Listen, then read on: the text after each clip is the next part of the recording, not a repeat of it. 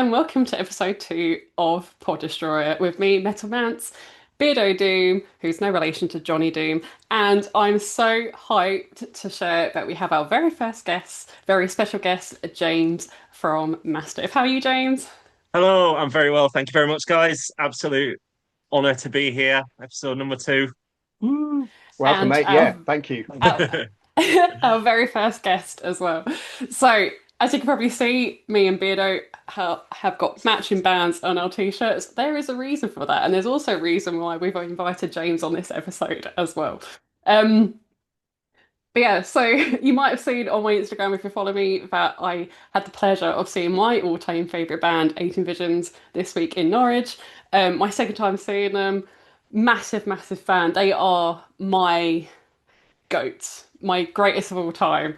And I know, well, you can see Beardo's a fan, although I reckon you're probably old school 18 Vision, Beardo. I am. Yeah, we shall discuss that shortly. Yeah, And James, I know from Instagram, is one of my fellow 18 Visions enthusiasts. James, are you You. OG, later?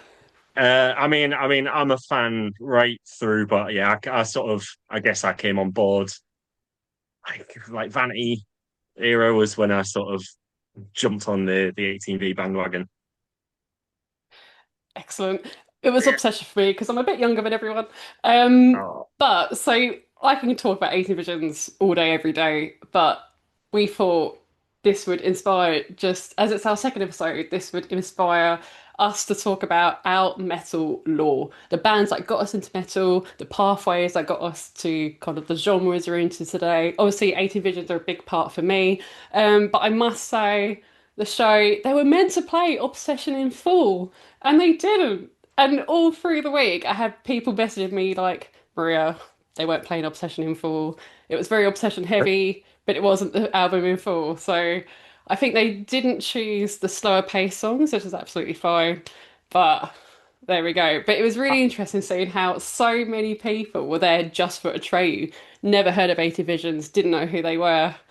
And I just thought shocking. they just yeah, they just that cross is over that is so much. interesting. Yeah, I think some of these live tours that are kind of album celebration are actually a bit of a scam these days because I've had a couple of recent ones that they've sold it to be, so Morbid Angel, for example, All of Domination, and it just wasn't. And Poison the Well as well, with opposite Uh, of December, was uh, out of sequence. I think they yeah, played they it did. They all, did but play Poison the Well because I went to Poison the Well and they did play the whole album, but yeah, yeah, yeah, not in order. It was just sort that's of not what because people want to hear. but then do you or do you not want to see Poison the Well end a set with Nerdy? That is true. That is true. Yeah. That is true. Don't shoot Yeah, their load too early. no. So yeah, they finished it off nice, and so yeah, I agree. See, a band that I have seen play an album faithfully in full. It was The Used this year at Slam Dunk play In Love and Death in full. So I was Yeah. very pleased with that. They committed to that. Yeah, I So know. I know. The big controversy last year was bleeding through at Damnation, wasn't it?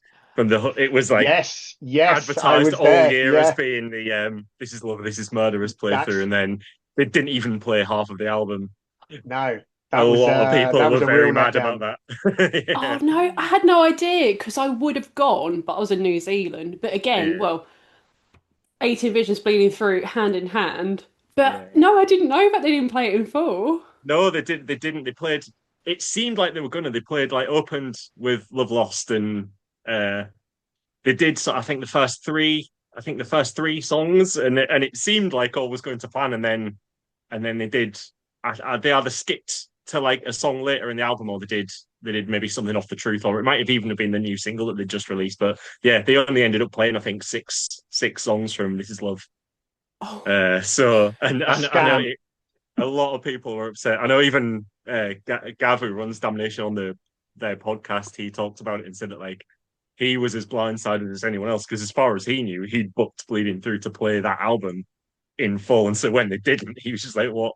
What is happening?" Like, I mean, Yeah, I wouldn't be I mad remember them talking. because. Sorry, you go.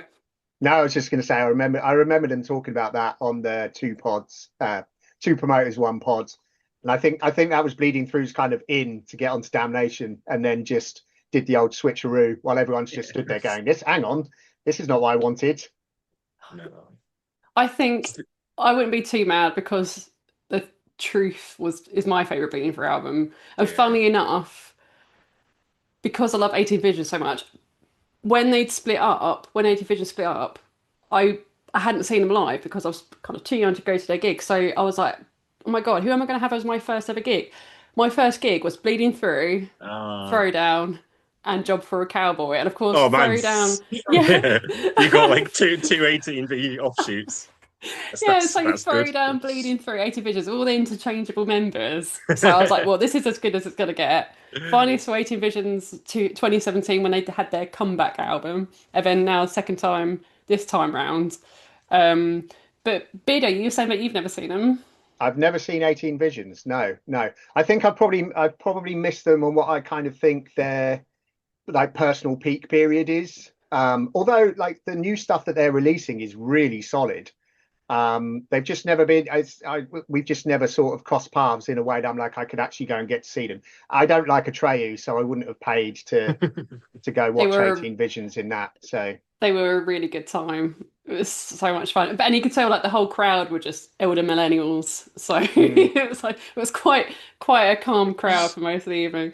But yeah, same like Bleeding Through apparently when they were playing their set, it was Obsession, I Let Go and Crushed. And then they switched up, went to Vanity. And then they played songs from every album apart from their self-titled, which isn't surprising. Yeah. Um, but it was Obsession for me. That was the album that got me into metal. It's so pivotal for me. It's I started well as kind of like a preteen. I was heavily into the Rasmus in me, so kind of heavy rock, and then I remember this day very vividly. I was having a haircut and I was trying to get one of those kind of emo crops, and it went horrifically. And I got bullied for a year at school just because it was a terrible haircut. Never got a crop again. But I remember going to Deborah H. Smith with my awful hair, trying to console myself. So I think I was 13. I was like, why don't I get a music magazine?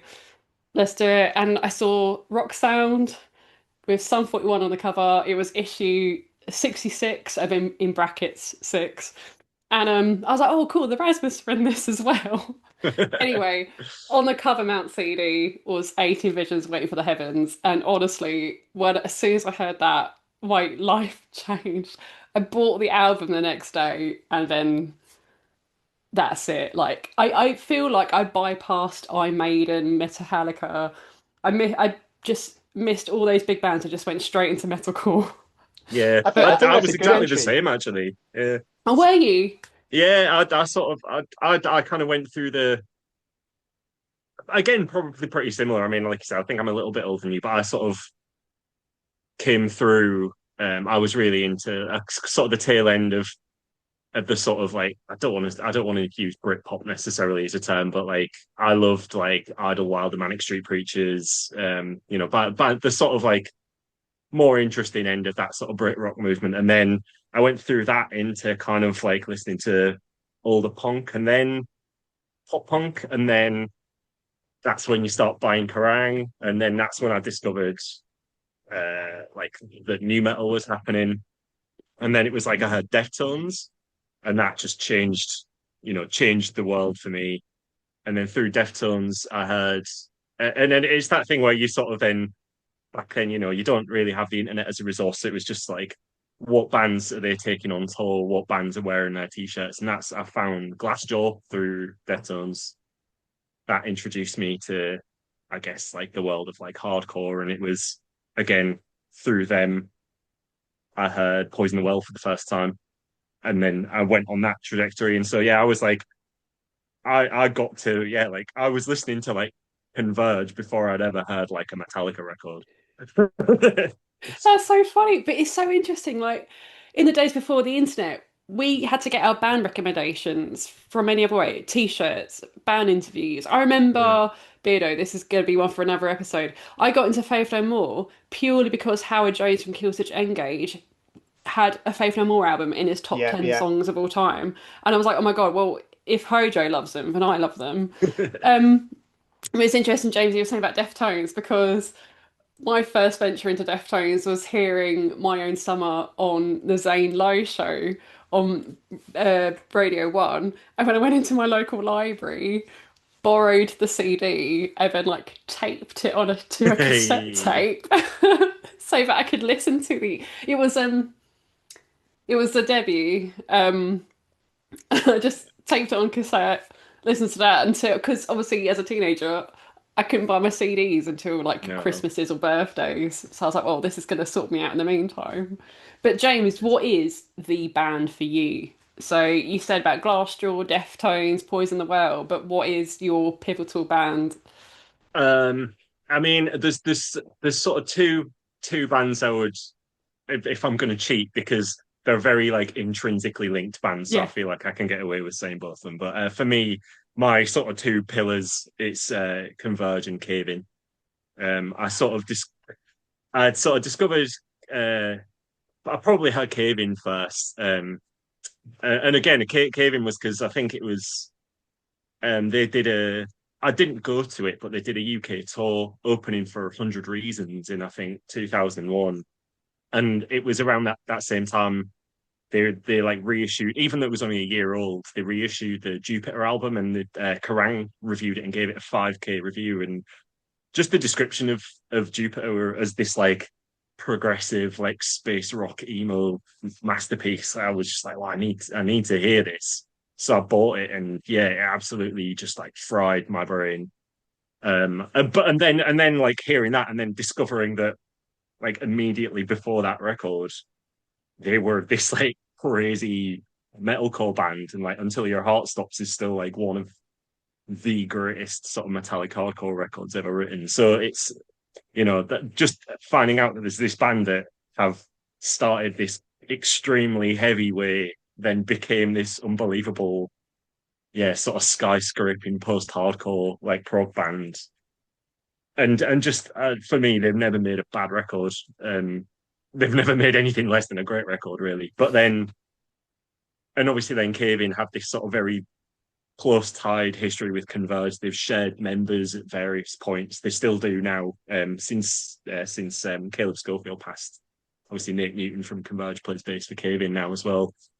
And I sort of, as I imagine most people's introduction would be, I picked a copy of Jane Doe in an HMV back, when I was probably like far too green to really understand what I was hearing. I think it took I like immediately knew I was interested. I was like, this is crazy, but I don't think I immediately understood just how like what an achievement in just in like music that album was. And that again, another band I think have got a sort of nigh and flawless discography. I've seen them live.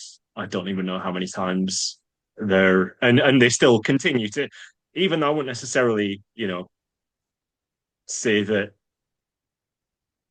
there's the most obvious influence on what Mastiff puts out, at least like beyond where just like a aggressive heavy band. They're certainly like always at the forefront of my head whenever I'm like trying to write riffs and come up with ideas. So yeah, just yeah, Cave In and Converge, they're my gods. That makes absolute sense. The big riffs of Cave In and the aggression of Converge. Yeah, Yeah. 100%. Beardo, you must have some thoughts on Cave In and Converge. I do, yeah. I mean, it's hearing kind of everybody's entry point being Jane Doe and Jupiter when it comes to like Converging Cave In. Like I am a bit older than you guys, so I'm going to be, how old am I going to be? I don't know, 45 next year. So, getting on a bit. But that kind of like US metalcore scene was sort of, so I really started with Guns N' Roses and Faith No More, like early 90s. And then a mate of mine at school, like he was in the year above, gave me Obituary Cause of Death tape. And that was the first time I'd ever heard like death metal. And I was just like, holy cow, like this is okay, this is what I need in my life. And then so I would have done like a lot of the 90s, kind of just going through that kind of earache style extreme metal. So At the Gates, Brutal Truth, Carcass, all of that sort of stuff, which I mean, I still love to today. But a friend of mine went to the US for, I think it's late, about 98, 99, and actually came back with Tales of Bounty of all of the American kind of, metallic hardcore bands and the metalcore stuff. So we had Converge, Caring and Killing, which was like the first kind of collection of their old EPs and stuff. And I can never think off the top of my head, whatever was before Jane Doe, basically the two records before Jane Doe. It was When Forever Comes Crashing, Petition in the Empty Sky. That's it. Thank you. It's because I'm getting old, you see. I don't retain these types of things in my head. So we had that, and we had the Cave In record as well. Today is a Day in the Temple of the Morning Star as well. And so we did. That's where we kind of started with that. So when Jupiter came out with Cave In, we were a bit like, where's this sound come from? Like, we weren't anticipating that. So a lot of my friendship group were like really into it, but me basically being like the meathead riff guy, I was just like, it's big riffs, a great track, Yeah. but the whole taking the whole of it, I was like, okay, it's probably not for me anymore. And I distinctly remember because we went to Reading Festival, and I want to say, so Jupiter came out 2003, didn't it? I think so. I think it must have been. Jupiter was 2000. Oh, was it? It was earlier than that. And I think, yeah. So So just trying to put my years together. Wasn't it the popular one? It was yeah. Kevin played Leeds and Reading in 2002 and 2003 back to back, because I was at both. It's a good job you're here. You're encyclopedia. Yeah. So I was at the 2002 Reading Festival when Cave In opened the main stage, I think on Saturday. So everybody's kind of got their, they had a big crowd, and everybody's got like the radio hits in mind when kind of Jupiter came out. But they played Juggernaut for the first time in a really long time. And there's about 10 of us just absolutely losing our shit down the front of the Reading Festival, because we were getting to see Juggernaut played for the first time. So yeah, I still love Cave In now. They're a great band. And I do love Converge. Probably up to No Heroes, I think, when it comes to Converge. Like beyond that, I've kind of, I'd be interested to see what they end up doing. But I think Blood Moon which was with Brodsky from Cave In and those guys, that was a really good record. But yeah, I mean, my entry point, even at the point of kind of the more kind of American metalcore and the kind of first and second wave metallic hardcore stuff, I'd already been listening to Earache Records, Relapse kind of stuff. So that was just like the next phase to what we were listening to. It was like the natural kind of progression on what we were listening to. And being honest, like, we all listen to new metal as well. And like, if you get these diehards going, they never listen to Korn or Limp Bizkit, they're liars, just flat out liars. Yeah, because everyone listened to them. Yeah, it's bullshit revisionist history. It is. We were all there. We were all taking part. Yeah. And I must say that Korn at Download this year were just incredible. Just even if you didn't know the songs, like, I don't know most of the songs, but it was such a good time. Yeah, they're so good. They're bigger than they've ever been. Lots of those bands. And the Gen Z kids are really like embracing new metal. And I'm all for it, because like, there's nothing better than just hanging out with your mates, just bouncing to good riffs. And I'm just like, go for it, go nuts, just get massive, Limp Bizkit again. I'm all for it. yeah, we just love that for them. Yeah, But I think yeah. for me in Cave In, my route into Cave In was Anchor. I'm not ashamed to admit, and No, there's no shame. that was on the Skater Rock compilation CD. So they were alongside Papa Roach, Avril Lavigne, Hell is for Heroes, who I still adore. I love Alice So for Heroes. yeah, so that was a very 2001 Skater Rock album, and then when as my metal tastes changed, then I could appreciate every era of Cave In as I like slowly discovered them. A bit Yeah, like mention 80 Visions again, but 80 Visions and Cave In, they've got an album for everyone, I think. yeah, Yeah, yeah, Something yeah. really totally. heavy, something poppy, something, hardcore, something metalcore, something a little bit progressive. I I think just, yeah, there's really something to be said for those compilation CDs. Because I mean, even back in like late 90s, 2000s, I mean, you guys mentioned about just kind of what reading interviews, seeing what t-shirts bands were wearing. You would buy one album and you would be poring over the thanks list in there, just seeing what bands are being mentioned within the thanks list. And it wasn't cheap to buy CDs. So, it's almost like, okay, well, you'll sit there and get your 15 quid together, get down to HMV and you buy one CD. And, it's a more meticulous choice as well.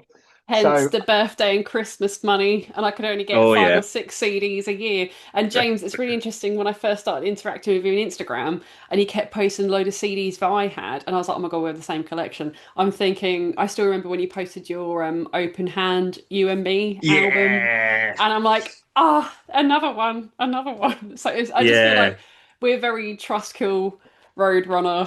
Yeah, I mean that was again sort of coming in through sort of Glassjaw and Poison the Well. That was very much like that was the era that I guess like I feel like I really kind of came into myself. It was sort of I was like in my late teens, in like the early noughties, and that I was just prime for that entire era. Some are still to this day. Some of my favorite albums are like I'd Hopes Falls, Satellite Years is like never gonna leave my top 10 favorites. Like Every Time I Die, Poison the Well, even the sort of not necessarily Trust Kill, but bands like at least the first couple of like Norma Jean records and Zayo, and that was like all of that sort of scene and that era is like embedded in me. That was when I kind of like woke up as a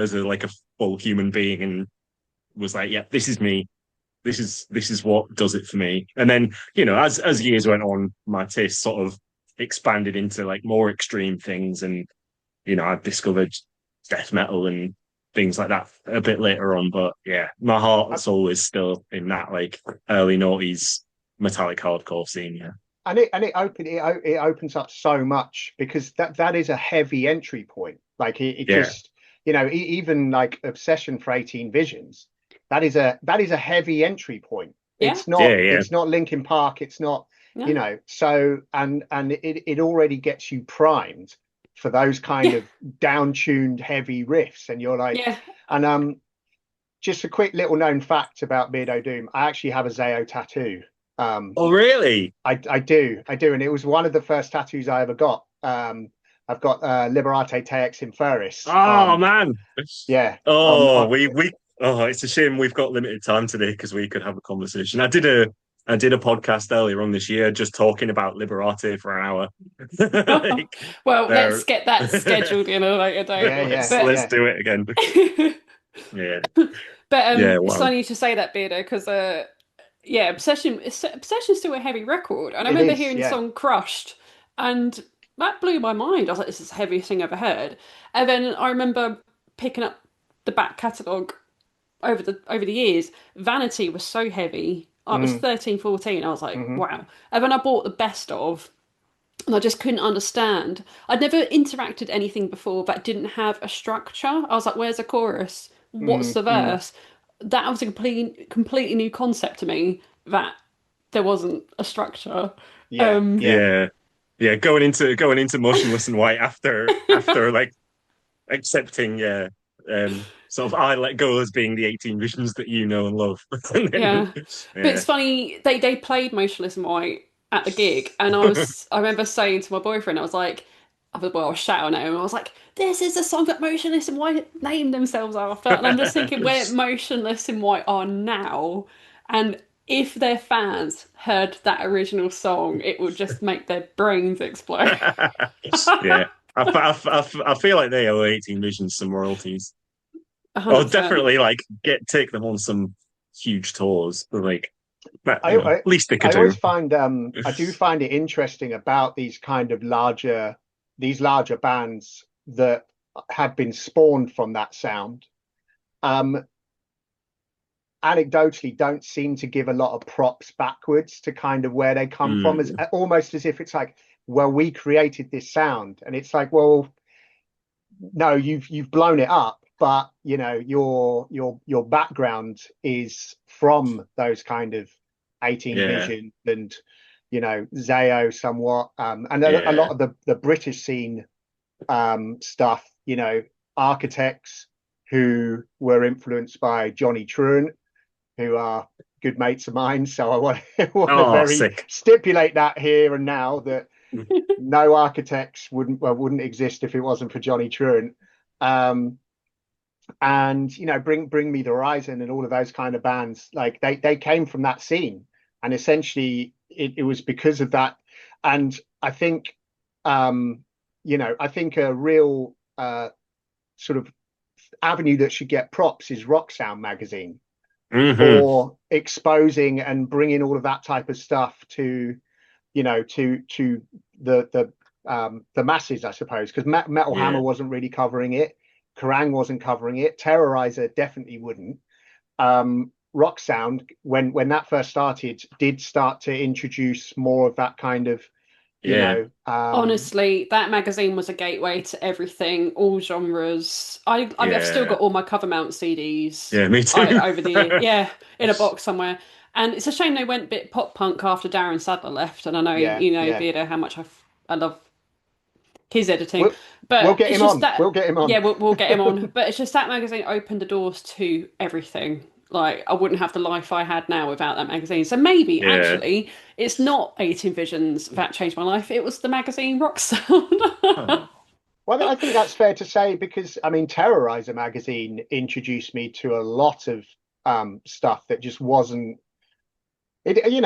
I suppose in the 90s, I think something that was missing in the 2000s was like we had a lot more metal on television. So there was like Noisy Mothers on ITV, which I really used to love. Religiously would kind of record that, and that was on when I was at school, kind of early 90s, and it would be played at like 2 o'clock in the morning on ITV. So I'd set the video to record, and then we also had Headbangers Ball was around then, and it had kind of the last half an hour of a Headbangers Ball episode was called Into the Pit, and that was like where the heavier, like the real heavy shit was played right at the end.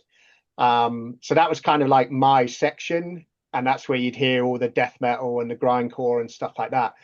Um, which really, in hindsight, is bonkers that was just on TV. Like you'd just be You just sitting wouldn't watching. you wouldn't have grindcore now on TV. Yeah, there was just like You brutal have it in truth. horror films. Like Like I don't know if you guys have seen The Substance. I mean, it's not a spoiler, but at Yeah, the I yeah. end have of The seen it. Yeah, Substance, yeah, and yeah, you have that yeah, amazing grindcore section, and I was yeah. like, this is incredible. But yeah, apart from that, it was Um, only Barney Greenroy who was trying to teach Ed Miliband how to scream, wasn't he? yes, that's Um, true. He was on the. That's another kind of point that another theme to kind of talk about in the future is whether I think we're actually going into like more of a renaissance of rock and metal being pushed kind of through more mainstream means. And I think it is. I think we're kind of getting there again on soundtracks and video games and things like that. So I well, think an we're probably heading.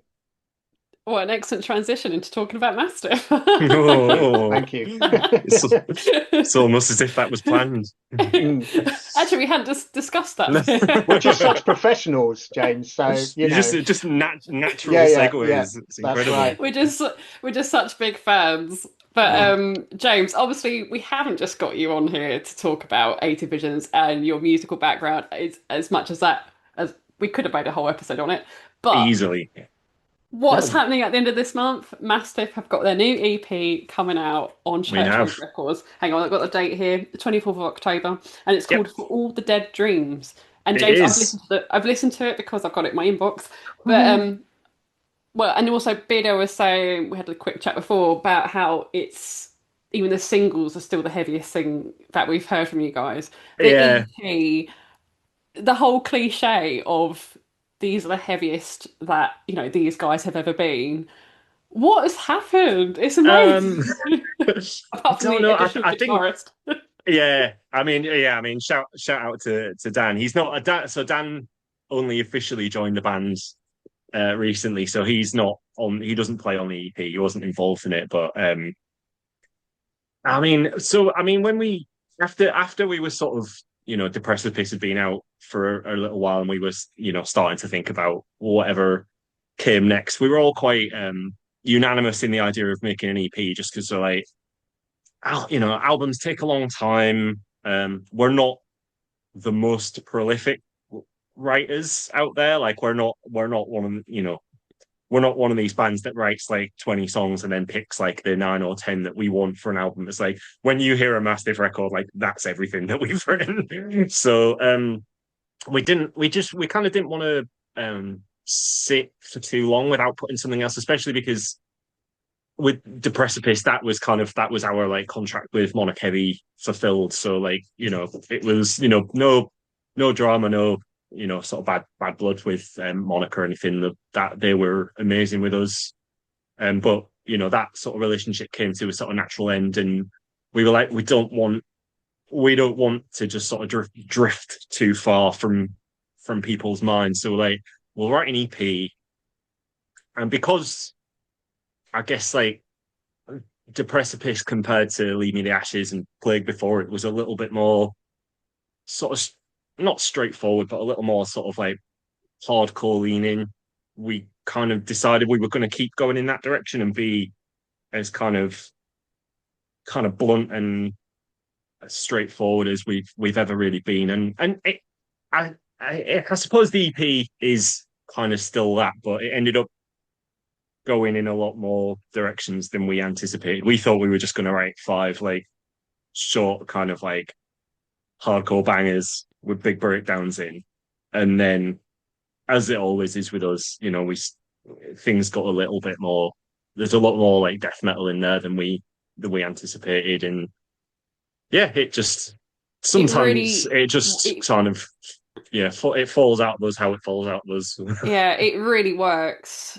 Like it all just fits together so well. It all Oh, thank flows. you. It's so heavy. Jim just sounds nuts as Yeah, always. it's. I mean, I always feel weird, sort of like being self-congratulatory, but I mean, I'm happy complimenting my bandmates. But yeah, I think it's Jim's best vocal performance on record easily. I think like Jim's. I mean, I don't think I'm stepping out of line because Jim's talked about this publicly quite a lot, but he sometimes sort of struggles. Not that he doesn't have like ammunition in his brain for writing lyrics, but despite what you know he may appear like the most sort of terrifying man on the planet. He's actually, he has, a crisis of confidence especially when it comes to recording. And in the past he's sort of struggled, but something was different this time. This EP, there was just like a fire under him. He smashed his vocals out in. I don't even think it was a full day. I think it was like maybe like 4 or 5 hours. He just like plowed through it, and I'm just sad I didn't get to see it because this time it's the first record we've made, especially the first record we made with Joe Clayton, that we weren't all there the whole time. Just circumstances and life stuff. The dates that we could get in the studio, we couldn't all so like I was there for just like a single day to track my guitars. Some of the other guys were only there for like one day as well. But yeah, Jim's ravenous on this new EP. Yeah, it Absolutely. sounds Uh, absolutely monstrous. Like I was listening to one of the tracks just on my commute to work, and I've just stood at the station, and I'm just like, holy cow! Like, where did that come from? So yeah, it's yeah, a crusher, absolute yeah, crusher. thank you. It's Yeah. funny you say about Jim being terrifying because I still find him a bit scary. But you're all just such lovely guys as well. Me and Bido were talking about Dan and Trepanation Records as well. But it's just Yeah. whenever I see you guys, you're just so lovely, and I think you're the epitome of the nicest, kindest guys playing the most crushing, aggressive metal, and Yeah. it just kind of sums up like metalheads in general. It Just does, Yeah. doesn't we're it? known Yeah, for yeah, being really yeah, nice yeah, people, but no, just listen to the scariest music, yeah. especially this Yeah. EP.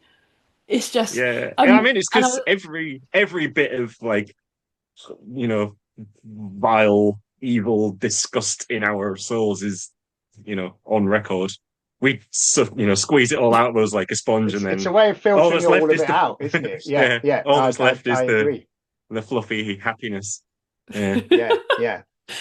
but how the announcement that you'd joined Church Road Records when that got announced, because I love Church Road Records.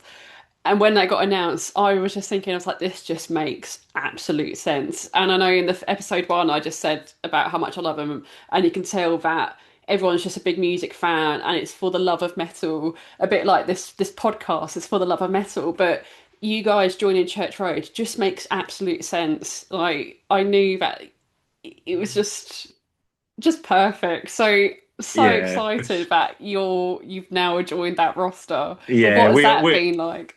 I mean, just fantastic. I mean, obviously we're huge fans of Church Road, and we've the last sort of 5 years or so, we've played so many shows with and like toured with Church Road bands.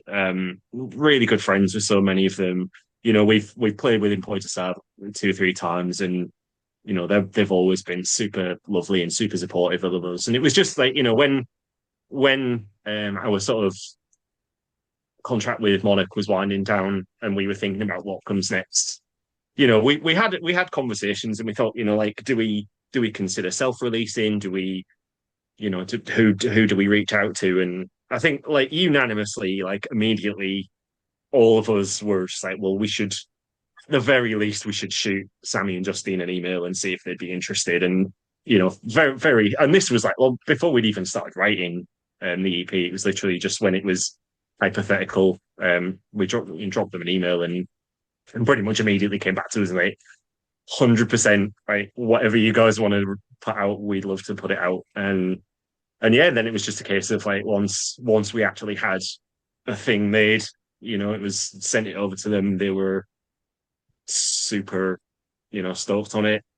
And yeah, the deal was done, and we yeah, we just could not be more happy. I think like we'll never have anything but great things to say about Monarch Heavy, but I think there's something to be said for us being on a homegrown label now as well, and just that little extra feeling of like tangibility. Like they're just sort of connected into the UK heavy music scene in a way that transatlantic labels sort of, even though they have reps over here, they're like the wider sort of label cultures of like an international label. They're not quite as you know Well, boots on the Church ground, Road's but they're fans first, aren't they? Church yeah, Road. You yeah, just go into exactly. shows and you're seeing the guys. They're just at shows. Yeah, yeah, yeah, yeah. If They're you not go to walking like around like if you go to almost any like metal show in London at any given time, as long as like ETS aren't on tour, Sammy and Justine are probably mm, there. mm, mm. Yeah, Yeah, but they they're are. just yeah, but yeah, they're just like those guys. They're just like you guys just said in the last episode, and just now, like they're fans of heavy music first and Mm. foremost. They're they just want to put records out that they like and they believe in, and that means that means everything to us. There are bands on. I mean, the best of British underground music in the last like half decade have at least come through Church Road, if not are still on Church Road, and it feels like we're in the right place. Yeah, Yeah, because if you look at Harriet are on Church Road, and look how Harriet are on huge tours globally mm. now, yeah, yeah, just well deserved. But again, Church Road, and it's yeah. just so many bands just get a leg up. Oh, it's Yeah, brilliant. Harriet, Svalbard, Celestial Yeah, Sanctuary, like all Svalbard sort of about to be RIP. But yeah, I still think they're doing like bigger things now than like they've ever done before, the sad irony of it. But yeah, just so many bands have gone on to crazy things. And I just think it's the roster of the label is mental. well, it's always good kind of on that sort of that roster sort of topic. It's always good, I think, like you say, that there is a very sort of British based, spearheading British talent like from the metal scene. And I think as time goes on, that's kind of adapted. Earache were there, for that, and then you had kind of like household name records, Visible Noise, who they've kind of either disappeared or have kind of pivoted into other things. And I think it's always important to have that fan first kind of always championing the British scene. And there's just such a wide range of heavy music on Church Road, and I just think they do an absolutely tremendous job. Yeah. And they know good when they hear it. Which is why they're putting your new EP out. So Oh shucks. yeah. Just can't wait for everyone to hear that. But Yeah. yeah, so obviously we've got the heavy riffs, but anything else influenced the EP, or is it just a case of Um, what comes first, the riffs or the lyrical ideas, or it's almost always the music comes first. Jim sort of, I think he likes to have a framework to work around. So typically, yeah, like the sort like the music will come together first and foremost. So like I said, we sonically we did have a sort of direction we thought we were going in, and then as per usual, it sort of split off and did other things without us really trying. As far as sort of the lyrical content of the EP, I mean, I'm not the person like the definitive authority on it, but I know that there's songs on there that are sort of very personal to Jim. Um, the Story Behind Every Light, the first single we released, that's one of a sort of collection of Mastiff songs that Jim has written about the sort of his continued sort of struggle in living with the grief of he lost a child at like days old. It was many years ago now, but that's the kind of thing that's a weight that never really shifts from your chest. So he continues to sort of you know get like deal with his feelings about that through the band, and then Decimated Graves, the second single we released, that's about the genocide that's happening in Gaza right now, and it's we're not a politics forward band, but we are. I do think it's important that if you have any sort of platform, you should speak up your mind about things that you believe in, and we're all very much a pro Palestine and are not it's awful and horrible the things that are happening out there, and us writing a death metal song about it isn't going to change the world, but if we can do anything to sort of push people in a direction, then I I never guess never understand the we will. keep politics out of metal kind of vibe. You're like, No. have you been listening to this stuff? Like, Yeah. Have you ever heard Napalm Death yeah, before? yeah, Yeah. exactly. So Yeah. as you say, it's the right sort of vessel to be able to Yeah. get that sort And of stuff yeah, out there. So yeah. And we are lucky that we have a a platform that people are listening to us, and our opinions aren't more important than anyone else's, but they're not less important than anyone else's either. And if we've got a means by which we can sort of spread a message that isn't just posting into the void on social media, then that's we'll take that opportunity if we've got it. Fantastic. And immortalized forever in the EP as Yeah, well. exactly. But Exactly. James, On the record, splattered onto vinyl. Yeah. but I know I'm just conscious of the time, but anything Yeah. else you want to share with everyone about the Uh EP or Mastiff or plans or live dates? Because I think aren't you yeah, supporting Rage in Speedhorns? we are. Yeah, we've got we're very, very honoured that we're the sort of touring as main support to Raging Speed on their 25th anniversary tour in November, which is, a hugely um big deal for us. Speed Horn, I mean, again, I go back to like the sort of Kerrang days that I was talking about earlier on, and like seeing um like the Gush video and like what the hell is this? And they're one of these bands that's just been around seemingly forever, never really gone away, just plugging away. Everyone like respects the hell out of them. They've sort of never bowed to any trends, and we're lucky that we've played with them quite a few times over the years, just at sort of one-offs and a couple of festivals and things like that. And like Jim's pretty good friends with some of those guys anyway, so they've like worn our merch at like huge festival shows and things like that, which is like mind blowing. So yeah, when we got an email from him, I guess it like at the start of this year, and initially it was just like can you do a few of these dates? And we said, yeah, we can do a few. And they were like, can you do a few more? It was like, I guess we can do a few more. And then they sort of like started, when shows were like started selling out, they added like extra ones and like an extra London date and things like that. So and then yeah, it turned into, I guess we're on the tour now. But yeah, it's super exciting and really looking forward to those shows. Aside from that, yeah, EP's out on the 24th of October. We really hope that people listen to it and enjoy it. Where who knows what we'll be doing after that, whether Oh, we'll will it it be released on CD? is indeed being released on Yes. CD.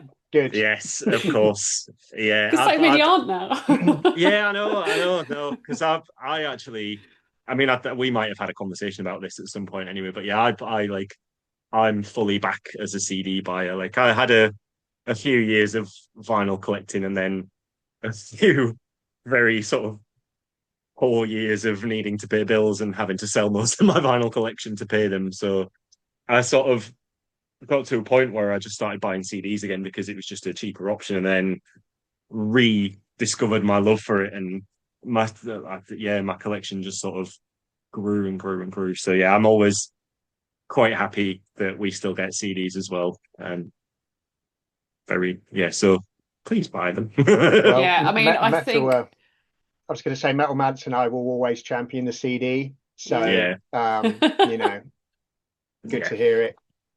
I was gonna say I think I've got a complete Mastiff CD collection so far. So I will that's good. definitely, yeah, It's definitely pick up very much more. it's very much appreciated. It's weird. It's weird thinking that there were like at any given moment, like someone's just like listening to our band. I don't think my brain will ever fully accept that. It's one thing being at a show and people come and see us, and that's awesome. But then the notion that like people continue to listen to us when we're not around to observe it, it's a very it's a very And when odd you put thing. it like Yeah, that. Schrodinger's Mastiff. Yeah. Next time I listen to it, you'll just pop up on my shoulder, just going, "Oh, you listening? It's Yeah, you're yeah. everywhere all of the time, just making Can you sure." just message me? Just anyone that's listening, just message us to let us know you're listening to us Well, here's the while you're doing it. here's the 6 degrees of separation for you, because My mate texted me last night to say that he was at your show at Oh, Cheltenham. sick. Did you play in Cheltenham? Yeah, well, that Mastiff playing Cheltenham. I wasn't there last night, unfortunately. I had Okay, family commitments, but yes, Mastiff okay. were in Cheltenham last night. Yeah. He was there with his dad, and his dad was having a lovely old time. So Oh, yeah, beautiful. you could tell the boys, everyone had a wonderful time. So I certainly will. I'll pass the message on. good, I love good. that. A wonderful time at Metal Gig. Just As Yeah, it wonderful. is, yeah, yeah, Tremendous. as it always should be. yeah, Yeah. yeah. But James, thank you so much for joining us and being our first guest. Oh, honestly, thank you so much for asking me. I've had a lovely time. I could have talked for another 3 hours if life would have allowed. You will But be yeah, more than thank you welcome so to come much. back. So yeah, Oh, We anytime. I will hold you to that. Absolutely. we need a trilogy of James, I think. Yeah, Get you we'll two more episodes. pick an arbitrary like milestone, and then like every however many episodes, I'll come back and we'll do a catch Hey, up. good Oh, idea. Yeah, episode yes. 50, you'll be there when we Yeah. inevitably episode 50, you can come back. So 100%. because that gives us I am there. something to work towards to make sure you'll come back. So Yeah, Oh, cool. James, well, good luck with the release, and Thank you hopefully very we'll much. see you soon. Yeah, hopefully. Been awesome chatting thank to you, you mate. guys. Bye. Enjoy. Thanks. Bye bye. Bye. Bye. Bye.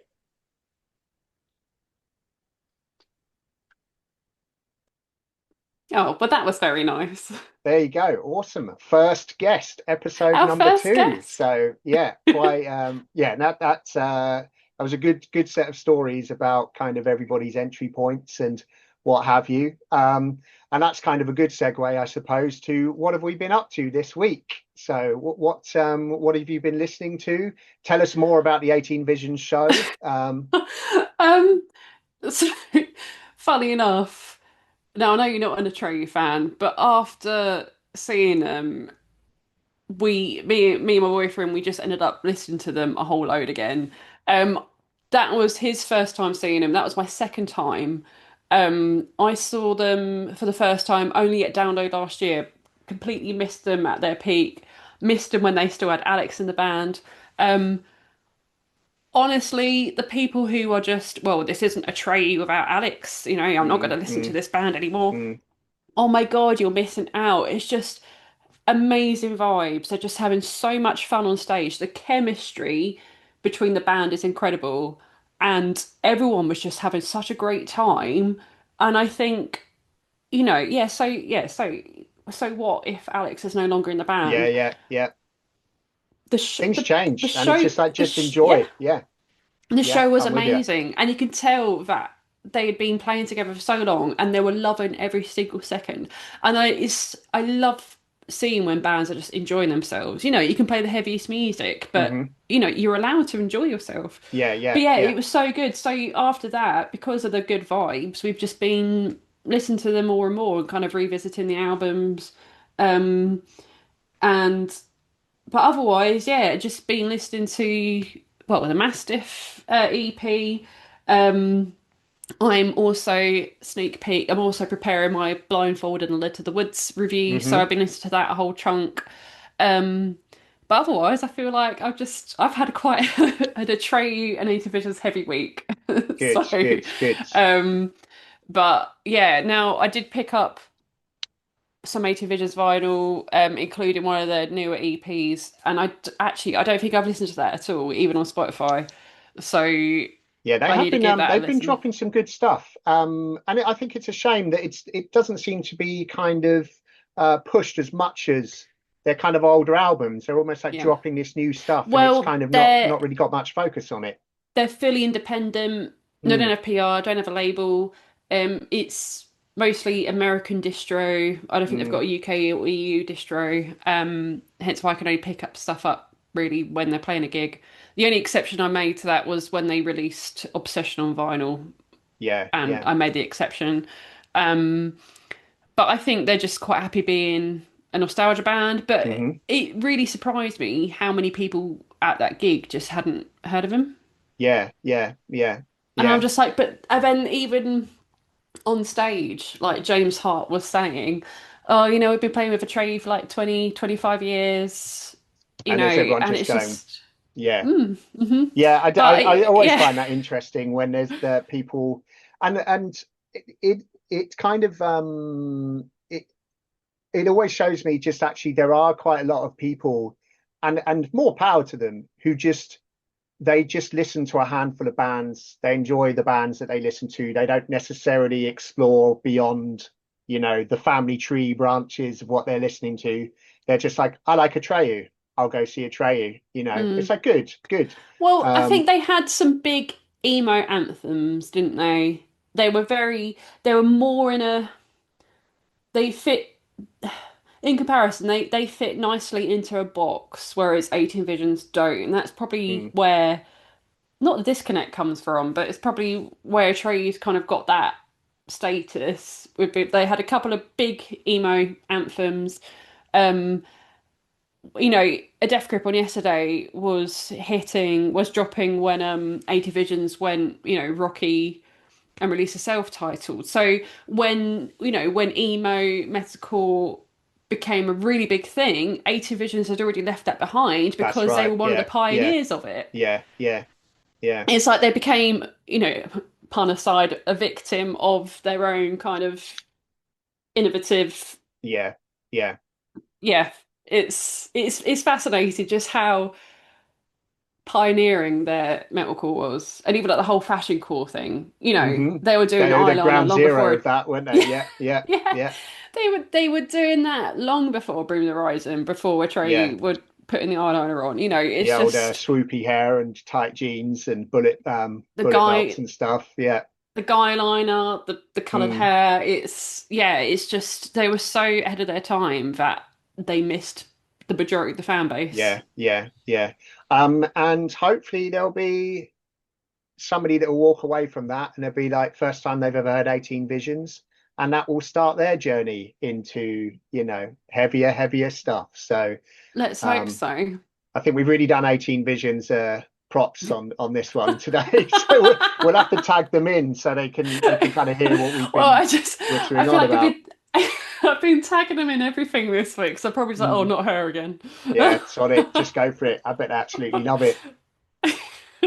Well, if you're not part of a label PR, then it's just Mm. Yeah, free just advertising, yeah, isn't we'll it? do it for you. Yeah. Now we're on TikTok and stuff, so Oh yes, everyone, we're on TikTok if yeah, you yeah, if you've yeah. also We'll sold your soul like we have now. we'll share all But of that. Um, yeah. yeah, what have you been listening to? Friday was actually quite a big release day actually, for the stuff I'm into. So I really enjoyed the new Hooded Menace album. Now, I'm going to be awful. I can't remember what their names are, and I didn't write it down. So I'm just going to say band-wise what I've been listening to. So the new Hooded Menace. Now they're a kind of generally Death Doom kind of band. Lots of like Paradise Lost influence and that kind of stuff. But they've brought such a sort of wealth of different sounds into this record. Like there's loads of like synth, like 80s style synth, and it's Ooh. really like bombastic. Yeah, I because think I'm there's a not a Paradise Lost fan at all. Like that kind of okay, doom, it's not yeah. my cup of tea at all. But that with It's synths and other things, that kind of sounds yeah, it's more like my jam.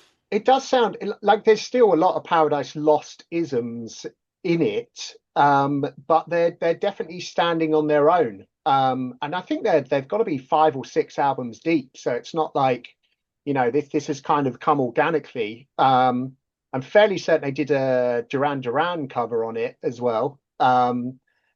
A heavy one, obviously. So that was really good. I thoroughly recommend checking that out.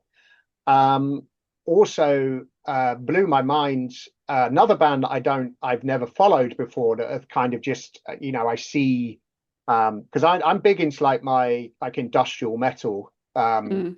and Author and Punisher are just constantly referred to in that scene. Yeah, I've been seeing them mentioned a lot, and I will hold my hand up and say I've never listened to them, but the fact that so many people have been talking about the new album It is and incredible. Yeah, seeing you mention it as well, and I was like, well, I'm gonna have to check them out.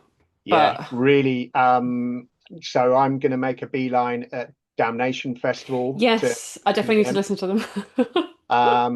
yeah, so already put an order in for that, which I hadn't done previously.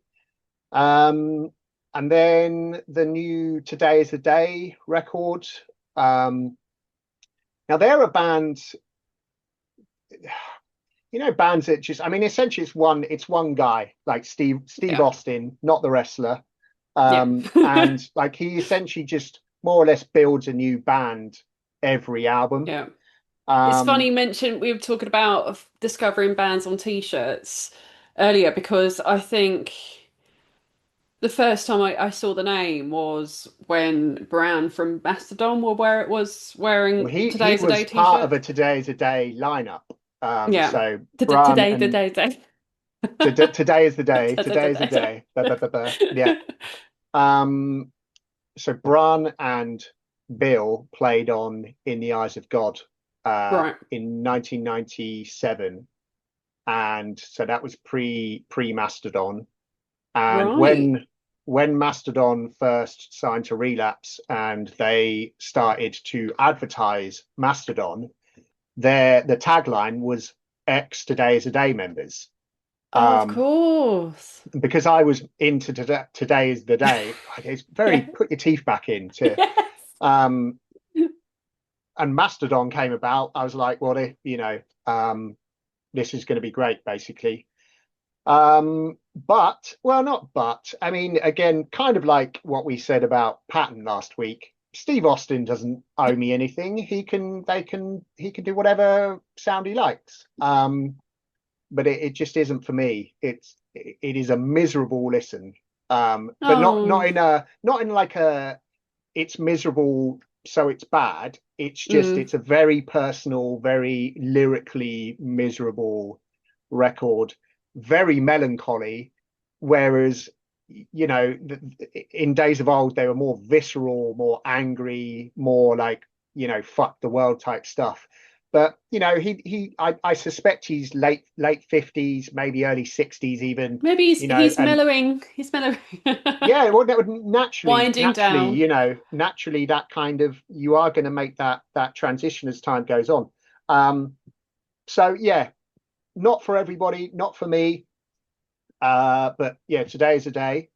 Um, and then last but not least, Cathedral. Mm.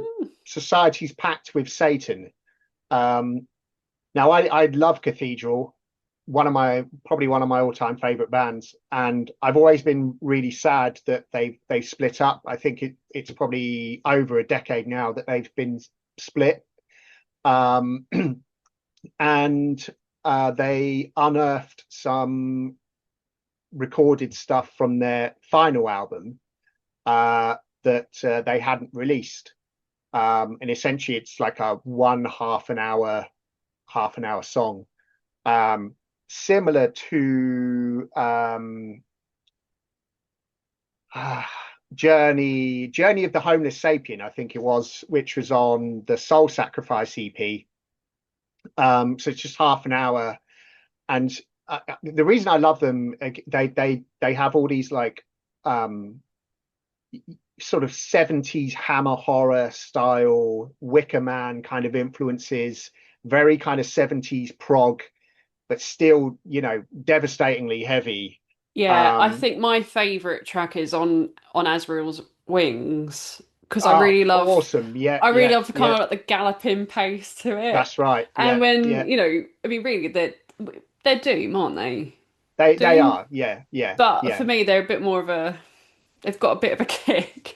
Well, they used to call themselves Disco Doom, because yeah, they can still draw out those kind of more, but they're like longer stuff. So I think in the Garden of Unearthly Delights, Mm, I think was the two CD, basically double album, um, and they're just so uniquely British. Like there's it just because of that folk influence and that kind of Wicker Man kind of style that they have to them. And in essence, I was listening to it going, oh God, I miss these guys so mm. much. Like, come on, reform, Because you know. does it's Lee Dorian, isn't it? Lee Dorian, yeah, yeah, yeah. Does he still do is it Profound Law? No, he does Rise Above Records. Yeah, Rise Above, Rise Above. that's it. Yeah, yeah, Because yeah, I had a period of time where it seemed like all the bands I listened to were on Rise Above. yeah, yeah, yeah. Again, I mean, he's done a lot of really good stuff for that. I mean, that's where Ghost came from. Ghost came from Rise Above, and you look And at where they look at Uncle where they Acid? are now. I think Unclassic, Uncle yeah, Acid yeah, and that's right, Deadbeats. yeah, yeah, And Person. yeah. Yeah. There's yeah. So he has birthed a lot of that label has birthed a lot of very, very big, very famous bands. Uh, but Cathedral, for whatever reason, just haven't. Um, they could have. Well, I don't know. It's not like it could have been. I think the They should time have is. been. They should have been. Yeah, I think the time is right for a reunion. Because I kind of think of the bands that are, Carcass have done it, and Godflesh and Paradise Lost. They're kind of like their peers, and I'm a bit Are like you they're kind of thinking missing out on. if they did a reunion show, it'd be at Damnation Yeah, well, yeah. If or we Fortress Festival? Fortress or Incineration Festival would be absolutely perfect for them. So maybe, this is just secret hoping. Maybe if I manifest it by You're listening to manifesting it. exactly, Like I manifested when I was hoping that Eight Visions would reform, and they did. and they did, and I think I did the same with Faith No More, made them reform. So if I kind of think about it enough, we'll get Cathedral to reform, and I will be very happy. I used to have because I saw Cathedral in Brighton like one year, on one of their no, it probably wasn't one of their last shows, and I distinctly remember having a Cathedral t-shirt long sleeve that said "Death to New Metal" on the back. Um, and I didn't really believe that. I don't, that's what I was saying earlier. Even people like me listen to Limp Bizkit. So, so yeah, it's been a pretty good week for releases, I think. Um, Yeah, I so think I yeah, definitely need to check out Author and Punisher. yeah, And hang on, I'm gonna have a quick look at what I've got starred to do, but I've got so much to catch up on. Um, oh, the new now I'll be surprised if you're a fan of these Rituals. Um, they're quite a Kerrang friendly band. In fact, I think they won the competition to be the Kerrang artists that I downloaded the other year. But they've got some really good riffs. And then the new Van Dampire has just landed in my inbox as well. Now I saw them in Ipswich the other year playing with the Grey, and Van Dampire. I think you'd like them. So okay. you should give them a go. They're going to be releasing their new record on Ripcord, who have also just I think they've released the new Wolves record as well. Funny enough, which also has Andy from the Grey in. Um, so I think the British scene is just so healthy It at the really is. moment. Yeah, we're yeah, it's in the best it's been for a really long time. Like we've just got so much great heavy music that's out there for us. And I feel Um like the kind of the small promoters are coming back. I feel like yeah, we've well I got a think the new live generation scene, of promote. Yeah. yeah, yeah, the live scene is doing really well. I mean, down where I am, on the Sussex coast, I mean the hardcore scene's doing really well down here.